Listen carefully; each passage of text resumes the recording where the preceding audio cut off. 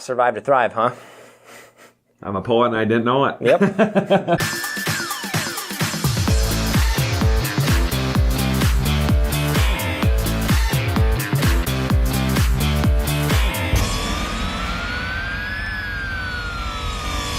Hello and welcome to the Teaming Up Show, your resource to the future of real estate. I think I got that down. Yeah, I'm Josh nice. Pomeroy. This is Jay Champ. Josh Champ. Josh Champ. He goes by that too. And we're going to talk about surviving to thrive. That's where Champ is right now. He's really thriving right now, right? Sure, right. Yeah, not quite yet. Actually, it's the spring market right now, so it's actually just trying to survive. We're getting out of balance to get back in balance. If you saw last episode, you know what that means. But so let's just talk about maybe three thoughts or three reflections on surviving to thriving, and what does maybe to someone new to real estate, it doesn't necessarily have to be new, but just kind of a progression of how a real estate agent usually progresses. Sure. And some thoughts on that. Yeah, so maybe new to real estate or new to teams, or I guess their paths kind of follow the same trajectory. Yeah, I would say usually. I think sometimes people are in the business and then get out of the business and then get in the business. So someone might be on a turn there, so they're kind of new into the business again. But yeah.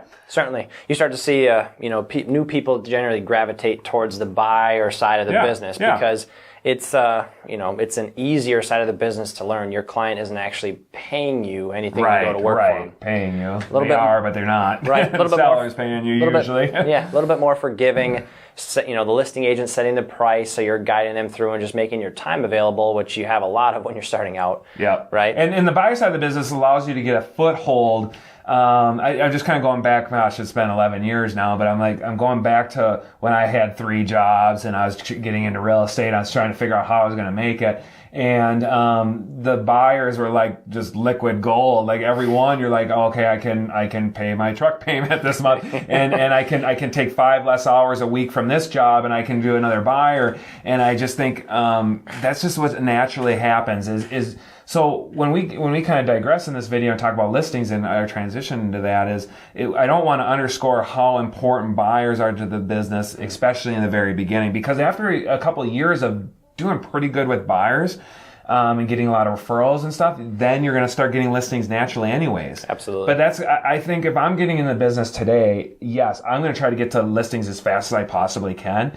But to understand that I'm going to do as many buyers, obviously, in the beginning too, just so I can get as much income so that I can quit all my other part-time jobs and I can transition into listings once I dominate buyers. Absolutely. Income is a great resource to talk about, but also just knowledge is a great resource to talk about too. Yeah, so it's a very good point. So going through a few buyer transactions and learning some of the pitfalls and things that happen is invaluable, like we've talked about before. Right. And just knowing that how to develop some good habits in terms of how do I really be successful and actually be profitable in this business and not just get a paycheck. Right. And so, you've heard the phrase before, buyers are liars, which is, I've laughed at that many a time, and I talk about, how when buyers lie to you, you need to kind of sift through that and figure out what they're getting at and learn how to protect your time, which is your most valuable resource as a professional. It is so valuable. And working with buyers, that's why we always do in office appointments where a lot of agents don't do that first. And I'm like, how could you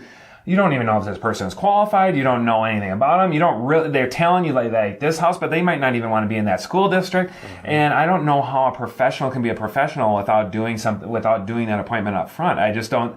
I just see you being a Pop-Tart agent, which means that someone calls and you jump out of your seat and then you run outside the door, versus being a professional and getting them to come in, right? And then listening to them and then telling them and then asking them questions and then showing them how you're going to help them. Right. So very important. And Josh Champ, you've done 40 buyers in a year. Correct. And then, you've done that for a couple of years, and then you transitioned into the next topic is listings, because listings are where the leaders of the real estate industry go, because when you can dominate the listing category, you can become in control of more of your time.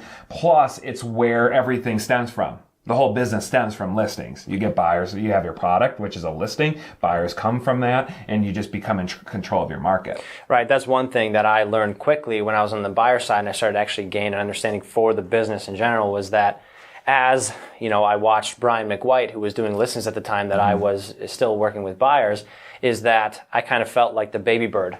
I was sitting there waiting for Brian to put a listing on the market so I could get more leads. And For buyer leads. Yep. And I could hopefully get one of his buyers that was also selling, and they were going to buy their next home.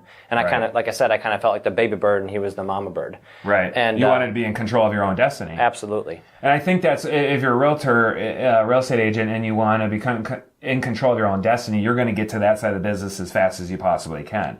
Because once you can do that, and you can list a lot of homes and you can close them, you'll always be an agent. Because you'll be in control of the market, you'll be in control of your income, you'll be in control of your time, and you'll be in control of the buyer leads. So if I'm looking at, I want to be in control of my life, in my business life, I'm going to figure out how to get as many listings as possible. And I think there's probably a lot of people on the other side of this camera taking a deep breath, because I think there's a natural, for a high I, high vector 2, if you look at the AVA profile, a lot of those type of people love working with buyers. I actually liked working with buyers. The thing that got me to say no is I thought of Nate, I thought of the people that were going to be joining the company and said, I can't do this if I want to grow them and help them and build into them, because there won't be enough income to go around if we don't figure out the number one and most important thing, which was at the time was listings, and now it's people, then it's listings, now it's people, then it's listings. But listings extremely important. Yeah, I mean, you always talked about the 3 L's, from the millionaire real estate agent. Yep. Listings, leads, leverage, and it couldn't be more true. Right. When you have listings, you get the leads, you gain leverage over your marketplace and your business, and you really start to foster growth, which is what we're all trying to do. Exactly. So then maybe a little bit of thought of the transition between that, because that's tough.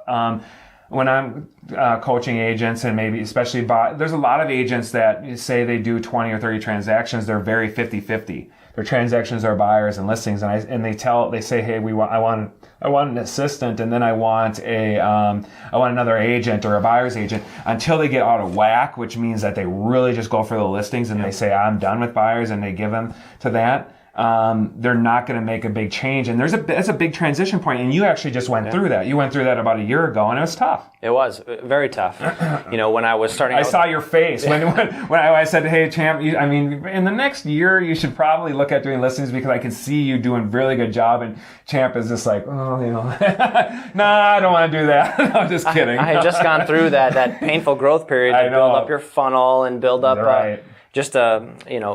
Buyers coming in, clients coming in the door. And obviously when you transition from working the buyer side of the business to the listing side of the business, it's a whole new ball game. Yeah, you're learning new scripts, new presentations, new everything to try and you get out of balance again. Yeah. Just what we talked about in our last video, where we said balance. To grow a huge business or make a huge impact, you have to get way out of balance. Well, Champ got into the business, had to get way out of balance to learn just what a house is, and then what a buyer needs. And then right when he's starting to get back into balance, where he's like, I'm getting control of my time, life is good again, he's like, wham, right out of balance again. Yeah. But it was great. It was the best decision I made, because again, going back to what drives our business, Josh made it very clear, and I understood that listings were what matters. Yeah. And so to get out of whack for a little bit is just fine. To actually take a step back, to go 3 steps forward. Yeah. And you'll find yourself doing that multiple times a year, even when you're trying to grow your own business. Yep, and I know like Champ's goals is to have a really wildly successful real estate career, so no matter what, he was going to have to figure out the listing side of the business. And then second of all, he really wants to help other people be successful. Mm-hmm. And I'm like, how could you help other people be successful in real estate if you have never really got into the listing side of the business? So it's one of those things that you're just going to have to do, and now that you've done it, now you're going to be able to be a huge resource for other people around you, which is awesome. So thanks for coming to the Teaming Up show again, where we're your resource to the future of real estate. And come to us. We're going to do one more video, right? Yeah. After this? Okay, so come see that video next.